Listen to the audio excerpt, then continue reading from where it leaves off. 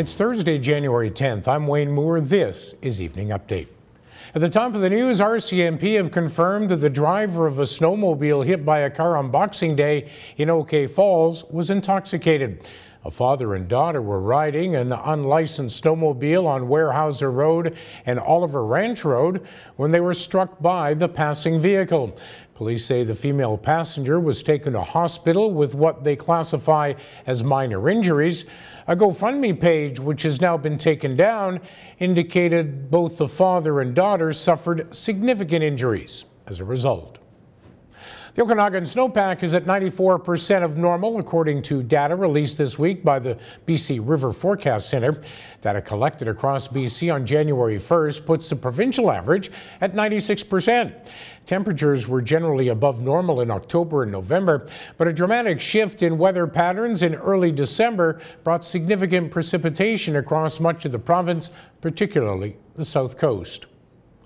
Younger people have been killed by flu-related complications in the BC interior during a particularly bad flu season.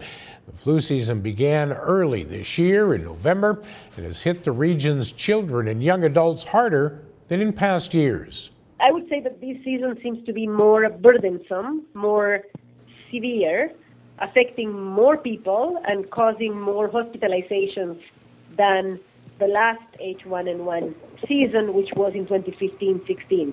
A Lake Country cannabis retail store that was expected to open on Thursday is still closed. Indigenous Bloom, located on Okanagan Indian Band land off Commonwealth Road, was expected to open at 7 a.m. Thursday, as reported by local cannabis publication The Oz. The store does not have a provincial retail license. A sign in the store says, "Opening soon."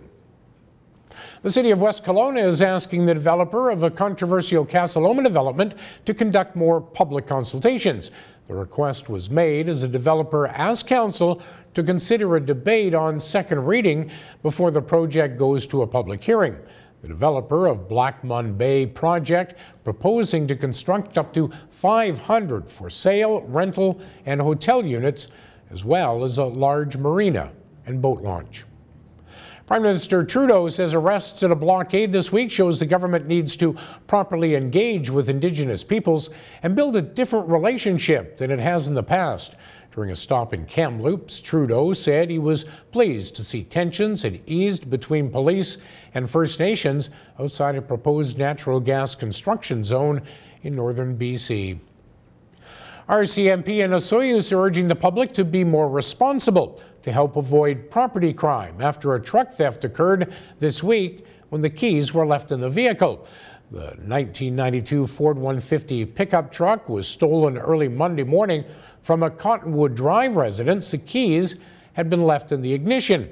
The truck was subsequently located 2 days later, still in Osoyoos, and wouldn't you know it, the thief left the keys in the ignition.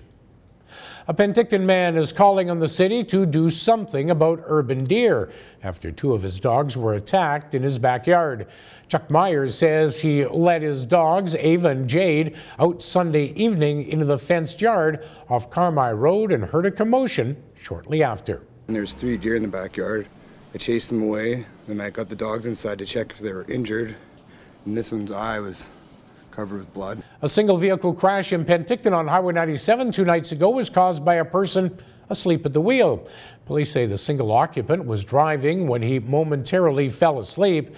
His vehicle damaged several signs and a length of fence along the highway. The driver was not found to have been impaired by drugs or alcohol. And the biggest party of the year in Vernon is right around the corner. Vernon Winter Carnival, just 3 weeks away. And there's a bevy of events planned, including some new and old favorites. There's so much new and exciting. We actually have 11 new events, and you know what? A few of them have actually sold out already.